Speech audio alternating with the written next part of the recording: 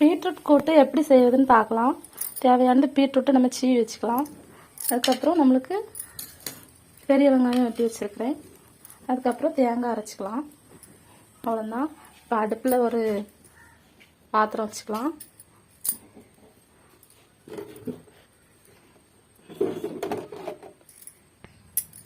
இப்போ அடுப்பில் வந்து கொஞ்சம் எண்ணெய் ஊற்றிருக்கேன். எண்ணெய் ஊற்றி எண்ணெய் சூடானதும் கொஞ்சம் கடுகு போட்டுக்கலாம்.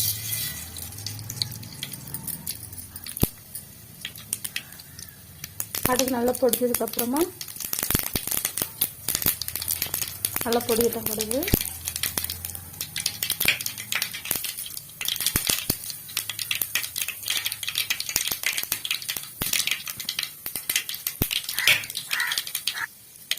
இப்போ கடுகு நல்லா பொடிஞ்சிட்டு இப்போ வந்து நம்ம வெங்காயம் எடுத்துக்கலாம்.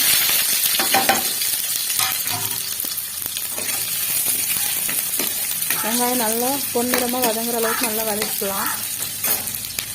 இப்போ இது கூட ஒரு பச்சை மிளகாய் மட்டும் சேர்த்துருக்குறேன் வாசனைக்காக. பச்சை மிளகாய் போட்டு வெங்காயம் போட்டு நல்லா வதங்கட்டும்.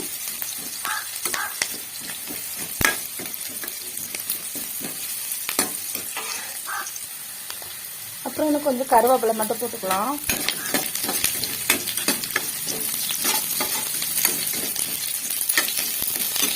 கருவேப்பிலை போட்டு நல்லா வதக்கலாம்.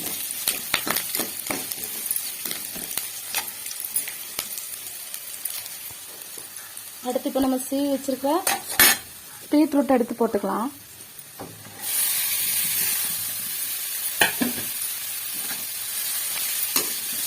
போட்டு நல்லா கலந்து விட்டுக்கலாம். இப்போ இது ஒரு தட்டு போட்டு நம்ம மூடி வச்சுக்கலாம். தட்டு போட்டு மூடியாச்சு. கொஞ்சம் சிம்லையே வச்சு அப்படியே வேக விடலாம். இப்போ நம்ம அடுத்தது என்ன பண்ண போகிறோம்னா நம்ம தேவையான தேங்காய் அரைச்சிக்கலாம். இப்போ நம்ம இதுக்கு தேவையான பொருள் தேங்காய், சீரகம், பூடு, 2 மிளகாய் இவ்வளோ நம்ம அரைச்சி இது கூட நம்ம சேர்க்க போகிறோம். அரைச்சிக்கலாம். இப்போ தேங்காய் அரைச்சாச்சு.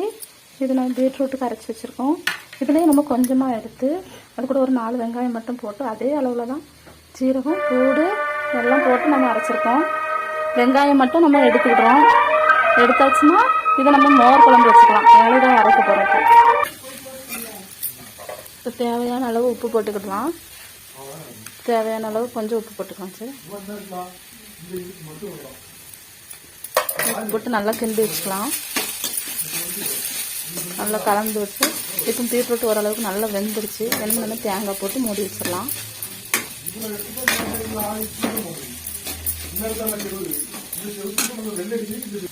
இப்போ நம்ம தேங்காய் போட்டுடலாம்.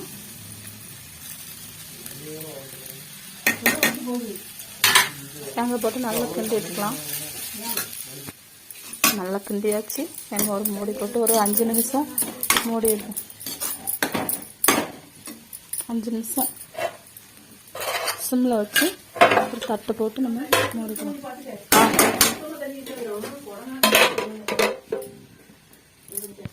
இப்போ 5 மினிட்ஸ் ஆகிட்டு நம்ம இப்போ பீட்ரூட் கூட்டு ரெடி ஆகிட்டான்னு பார்ப்போம்.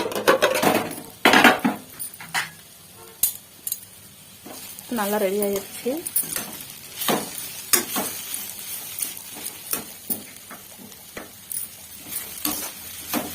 நல்லா கிண்டி விட்டு ஃபுல்லாக அடிக்கடிக்காமல் நல்லா சுத்தாமல் அப்பப்போ கொஞ்சம் லைட்டாக பார்த்துக்கணும்.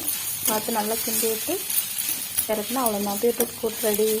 சுவையான பீட்ரூட் கூட்டு நீங்களும் வீட்டில் செஞ்சு சாப்பிட்டு பாருங்கள், நல்லாயிருக்கும். என்னுடைய வீடியோவை சப்ஸ்கிரைப் பண்ணுங்கள், லைக் பண்ணுங்கள், சேனலை சப்ஸ்கிரைப் பண்ணுங்கள், கமெண்ட் பண்ணுங்கள். தேங்க்யூ. ஓகே.